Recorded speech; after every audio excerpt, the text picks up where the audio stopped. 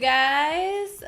If all this looks very familiar, it's because I literally just turned the camera off to film this video following my last video, which was basically telling you guys everything that I got out of my 2019 no buy. And this video, we're going to talk about how to do one. If you want to know if you are a good candidate for a no buy, that's not the video that we're doing today. I do have one that I filmed last year when I announced my 2019 no buy, so I will link it down below so you can definitely check that out. But this video is for people who are either on the fence about doing it or already started and maybe just need some help, inspo, guidelines, whatever. You could kind of take a lot of what I'm going to tell you guys about today and apply it to any area of your life that you feel you might need help with. For those of you who do not know me, my name is Whitney. My channel is all about consumerism, beauty budgets, getting the most out of our existing collection, unpacking messages from the beauty industry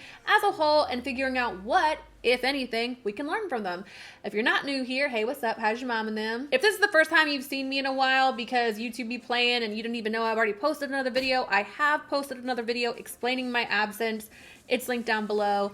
Go check it out. But let's get started with this one, shall we? Oh, also Patreon. Come hang out on Patreon. Gotta throw it out there. Anyway, now let's get started. Okay, so we have 5 things on the list today because a bitch love a list. You know what I'm saying? Always and forever. It helps me organize my thoughts when I can put them in a list. Yeah, that's why I'm always doing like 5 points, 3 things.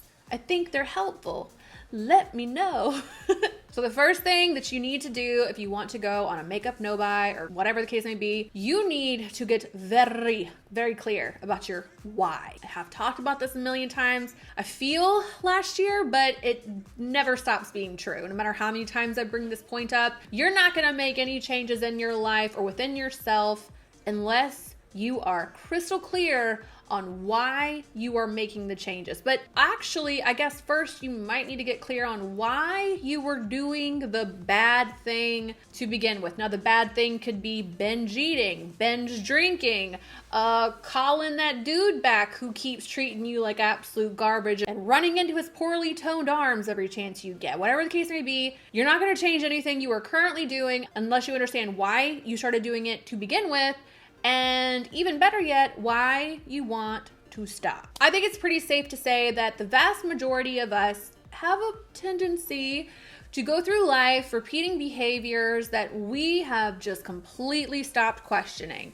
And I don't know if you guys saw my last video, but I mentioned The 4 Tendencies by Gretchen Rubin. Go watch the video if you kind of want a quick breakdown of what that's all about. Read the book also, very good. But I'm a questioner, which means as a whole, no matter what you put in front of me, it doesn't matter what it is. It doesn't have to affect me at all. I'm gonna ask about 1,000 questions because I want to I have to wrap my brain around stuff. In fact, the things in my life that have been difficult for me, truly difficult for me, are the things that I cannot understand and probably will never understand. Those are the things that's my weak spot in life, but I digress. Anyway, I feel like most of us ain't questioning shit nearly enough. Our mind is a magical thing. It's a wondrous thing the way that it works, and you'd be shocked how much of the stuff that you do is just programming that you installed. Sometimes it's just about uninstalling it.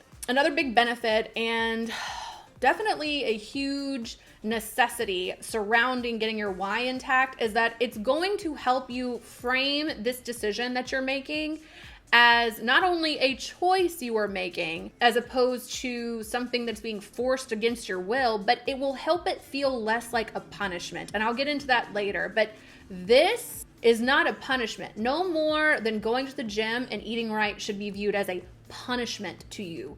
You, once again, and your brain are incredibly intelligent, and we have something in our brain called the lizard brain. Is completely intended to make sure that we are not uncomfortable, because back in primitive days, signs of discomfort or stress or feeling like you're going without were usually symptomatic of some sort of life-threatening situation. So our brain does not want to be in that situation, but you can't let that lizard run the show. You have to get very clear on why you're doing it so you don't hate it every step of the way. So the second thing that you need to do, and I've talked about this a many times on my channel to the point where it's like a mantra, you need to get rid of temptation.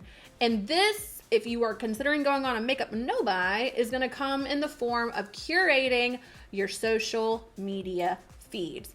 And also, can we just in 2020 make a conscious decision that we are not going to let anyone in our social media feeds that we don't expressly want there? I am constantly educating myself about the effects of social media in the short term, in the long term, and what it's doing to us over time. And overwhelmingly, it's reported time and again that social media is kind of having a negative impact on us. And that on its face is kind of like, well, duh. But when you stop and think about how bizarre that is, actually, you gotta start taking some accountability for your negative relationship with social media at some point. You are following people and accounts or staying friends on Facebook with or whatever, people you don't like, things you don't want to see, things that don't make you feel good. And that's another thing we're going to focus a lot on in this video. We're going to talk about our feelings, but our true, like, physical feelings, the actual physical response that you get from seeing a piece of content. If a piece of content makes you feel anxious or stressed out or less than, or somehow motivates you to do something that you wouldn't otherwise do had you not seen this content, it needs to go. That's true for every aspect of your life. Your old racist Uncle Larry, who you're tired of seeing talk about his ridiculous politics on Facebook, it is so easy to unfollow that fool. Like, that's the energy we need to bring to 2020. We're not letting anything into our space, whether it's our physical space, our digital space, that is not serving us. Now that I have said that enough times, this is particularly important when it comes to makeup no-buys, because I've talked about this in several videos. Companies, they're just 10 steps ahead of us all the time. So you can go into this with all the intention in the world of making the right decisions around your money and makeup, but they work around the clock to figure out how to get your money. They got you coming and going. So the best thing you can do is don't give them free reign to sell to you all the time. When you start looking at ads, which is how I look at them now, and it's why I'm in so many premium subscriptions now, so I don't see ads. It's money, in my opinion, way better spent than not spending the money on the premium version and having, once again, people sell to me all the time. But once you start looking at it that way, start looking at this shit as they want your money, girl. Like, I don't know a lot of people who like their money messed with. Start looking at it that way.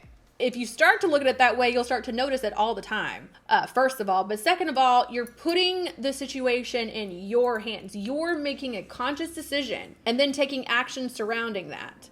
You're not being a passive person in this onslaught of consumerism and capitalism that social media has actually turned into. I could do a whole video on how crazy it is to me that social media was essentially like us having media in our hands. Like, it's our time. And all we did is just do what traditional media has done. It's so funny to me. Anyway, all that being said, you need to get rid of temptation. So get on your Instagram account right now, pause this video, and you need to go through and unfollow Hotfire Makeup, Trend Mood, Morphe, whatever. Unfollow any triggering accounts, even if it's just an influencer who you feel pushing a little too much on the shopping. Shopping is not a personality and it's not a content strategy, yet it is the most popular and most widely used content strategy on YouTube and Instagram, and I'm done with that shit. I'm gonna need people to have something to say. I'm gonna need y'all to have a voice. I'm gonna need you to have a point of view. I'm gonna need you to put a little effort into it. You ain't just gonna be advertising to me all the time. I highly suggest you guys change the type of content that you are consuming. If the majority of the content that you are consuming is around beauty, A, how boring, but B, like, you're selling yourself short. There is no way that makeup and beauty is your only interest. Nobody is one thing all the time. I guarantee you, you have some cool, fun little interests and fascinations and things you want to learn more about inside of you. I know that you do. And it's time to start exploring other aspects of your personality, because it ain't it, fam. Like, there's more to life than this. So that is more in line with my next point, which is you need to replace your bad habits with good habits. I've heard Dr. Phil, I think, say this. You don't get rid of habits. You do not erase them. You replace them. So if your bad habit is to sit there and scroll on Instagram and that's just like the way that you unwind at the end of the day, I would highly recommend scrolling through content that brings a different type of value to you. And if your way of unwinding on a Saturday night is watching makeup tutorials, then you probably need to find makeup tutorials that say things like no new stuff, no name brands, whatever it is you need. This is your time to take this into your own hands. Replace the bad habits with good habits. This part is only mildly difficult for a small amount of time, and then before you know it, you don't miss it anymore. I unfollowed all these accounts early last year. I don't miss it one bit. I don't miss it. I don't know what's going on out there. And yet here I am thriving on YouTube in a way I never was before when I was consuming it all the time. It's done nothing but increase the value of my life. It's changed the way I look at myself, the way I talk to myself, not inundating myself constantly with images that make me feel like shit. Like in 2020, we're not doing that anymore. That's all I'm trying to say. All right, the next thing you're going to actually have to do is figure out what kind of makeup wearer, user, whatever you actually are. Not what type of shopper you are. Actually what your habits and preferences and behaviors around makeup really are. I have an entire video dedicated to helping you guys figure this out. I will link it down below. I developed a system, 1, 2, 3, 4, 5. There are 5 different types of makeup wearers, not shoppers, wearers. I need to think about makeup aficionados. I don't even know what other word to put here, but you're the same person pretty much no matter how much shit you bring into your life at the end of the day, and that's what the 1 through 5 system is designed to help you figure out. The idea is if you're a number 1, that means that you are kind of a lip balm, maybe some mascara out the door kind of girl. And if you're a number 5, you're either a content creator around beauty, probably want to be one, maybe you're a pro MUA, but at the very least, you have a substantial amount of experience, expertise, and a different end goal surrounding makeup and beauty than any of the other numbers do, but certainly much more different than number 1. So the idea is if you're a number 1, you ain't got no business shopping like you're a number 5 because you are literally throwing money down the toilet. It's not going to change who you are at the end of the day. Once you have a clear idea of the way you actually interact with makeup and the way that you wear it and the times that you wear it and what its usefulness is in your life, it's a lot harder for companies or other people to sell you on the idea that you need shit you don't need. It's really basically just saying, I know who I am. This is what I'm going to do, every day and twice on Sunday. Another Morphe palette is not going to make me suddenly be a different person, so I don't need to buy it. Does that make sense? During the time that you are figuring out what number you are on my 1 to 5 scale that I mentioned, it's also a really good time to figure out how your makeup shopping lines up with your morals or your values. I know a lot of people now are taking very strong stances against animal testing.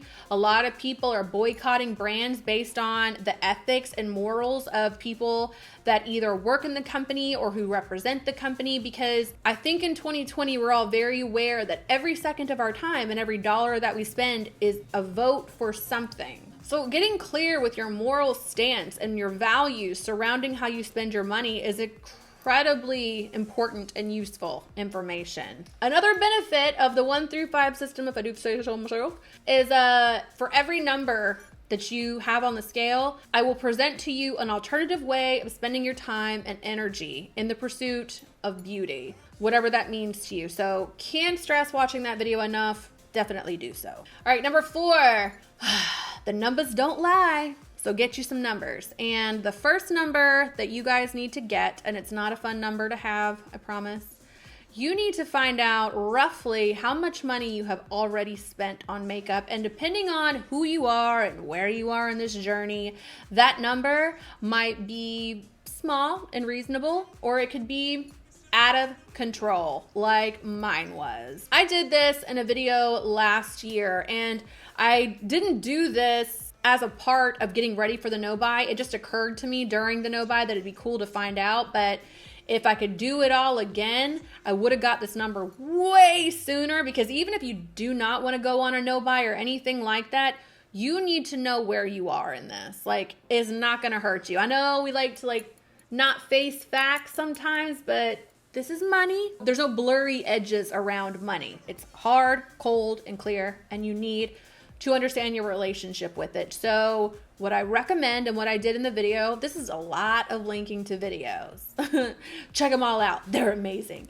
In the video, I sat down and I calculated roughly how much my current at the time makeup stash was worth. Now understand that prior to doing so, I had done a massive makeup purge. I had already gotten rid of well over half of my collection. Sat down, I did this work, I looked at my collection, which is massive, watched the video, and came up with a gross underestimation of how much it's worth, just simply because nobody has time to do every single item one by one. And I came up with roughly $13,000 worth of makeup in my house, just for me.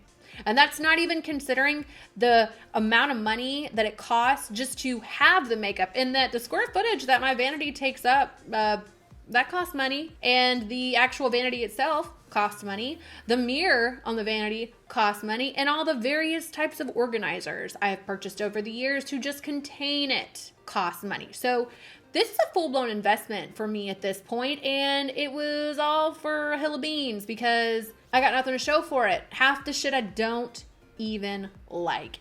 That number will be incredibly useful to me for the rest of my life because I don't ever want $13,000 worth of anything, unless it's YSL purses or something like that. But certainly don't need $13,000 worth of lip gloss. That's stupid. That is stupid. I think we can all agree that's stupid. It's irresponsible. Once again, I'm assuming if you're watching this video, it's because you were interested in this subject and you care about the financial choices you have been making. So having that number is unbelievably valuable to figure out how you got where you are. And plus, let me tell you something, knowing that number, all the temptation that I got asked about, I got so many people who were like, what do you do when you're tempted?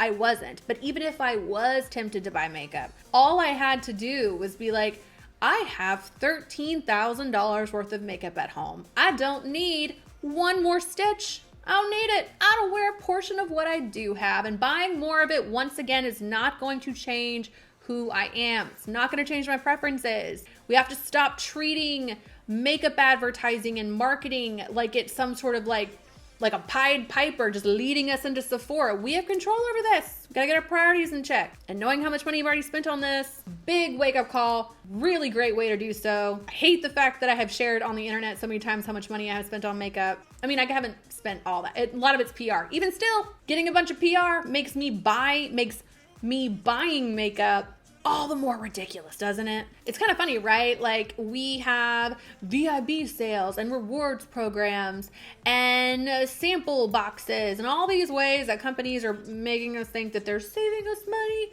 But when you see how much money you've actually spent, you see that that's total bullshit, because money is money is money, and spending it does not make you richer. That's just the way it is. And hey, bring it in, closer.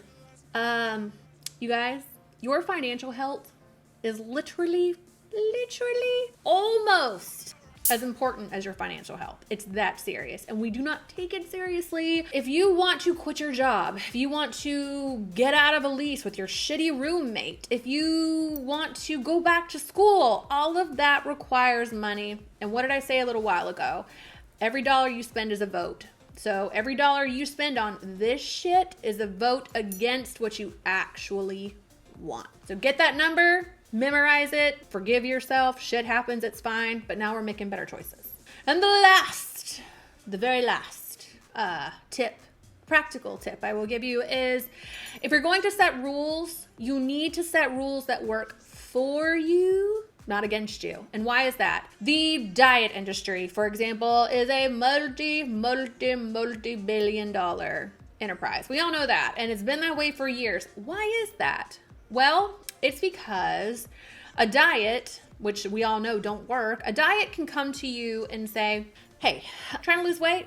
Want to get in shape? High school reunion coming up? Got a wedding to go to? I got just this thing for you.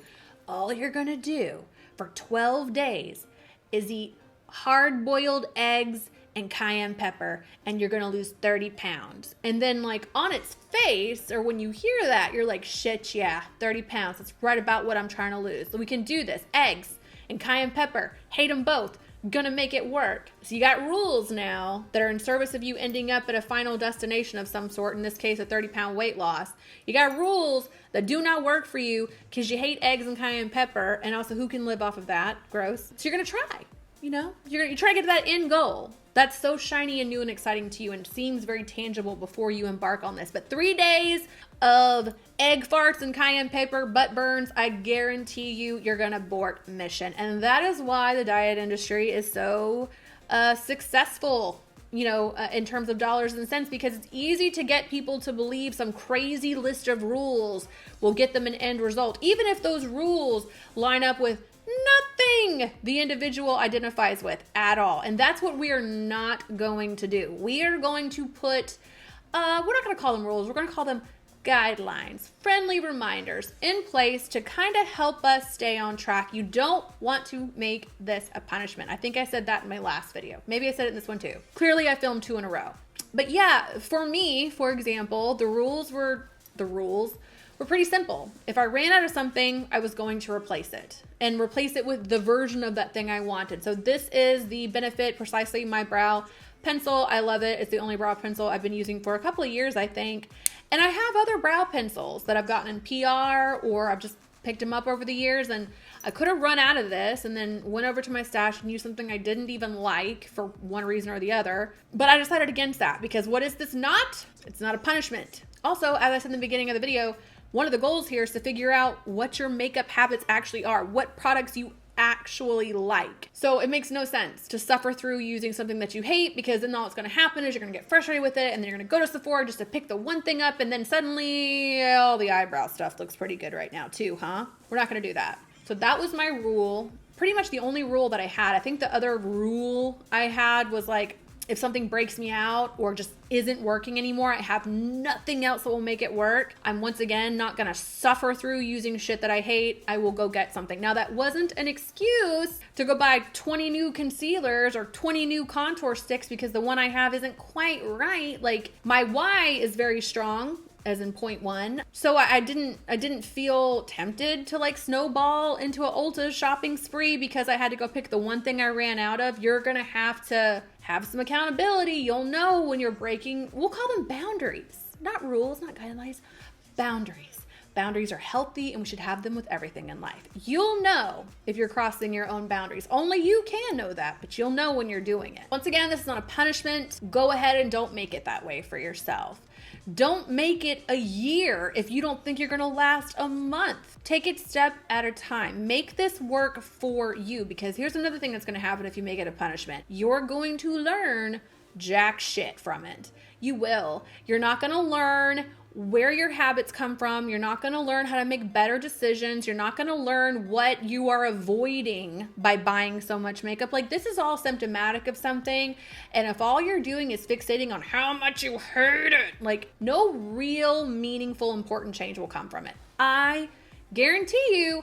Otherwise, all the people who buy into the billion-dollar diet industry will pick up one diet book and be thin and healthy for the rest of their lives. Doesn't work that way for a reason. I'm just saying. So if you're at this step by now, you have gotten very clear about your why, all of the whys. You have eliminated temptation, unnecessary temptation for your life. Don't put yourself in situations you don't want to be in. You don't need to be in situations that are not serving you, giving to you. You also know what kind of makeup wearer, I hate that word so much, you actually are, not the kind that people are trying to tell you you are and market to, who you actually are. You know roughly how much money you have spent on this endeavor. And now you have also figured out the boundaries for yourself to give you a little bit of a framework should you ever lose your way a little bit. I think with those 5 things in place, if your objective is to have a no buy, you should be pretty successful at it. And at the very least, if you feel like you're not being successful in it, you should go back to step 1, which is remember your why. Knowing who you are, knowing what you want it's a skill set that I don't think we cultivate. Certainly not on social media. We spend a lot of time putting aspirational images in front of people and trying to entice a sense of, yes, give me, I want. What do I have to do to have that? Oh, wait, use your coupon code? K. Like, it's very that. Let's not do that. We are not Pavlovian dogs. We are free, intelligent people who are going to make choices in 2020 that benefit us, nobody else. All right, you guys, I hope you enjoyed this video. Please let me know down below what your no-buy goals or really any changes that you plan on making around your money or any aspect of your life whatsoever in 2020. I've been filming for a long time, so I'm a little stir crazy right now, but thank you so much to the patrons. We are doing a lot of live streams in the month of January to kind of make up for the lack of content over there in the month of January because of my mom's passing. But regularly scheduled content will be coming up over there in February. And if you go to Patreon, I will leave the link down below. It gives you a breakdown of what you can expect to get from my Patreon every month. It's additional content, it's live streams. The tiers are $3, $5, and $7. Everyone who's over there really seems to enjoy it. I love my Patreons. I love my patrons and my Patreon, and I love them damn Patreon live streams. Shit, I gotta go, okay? I hope you guys are having an amazing day, and I will catch you in the next one.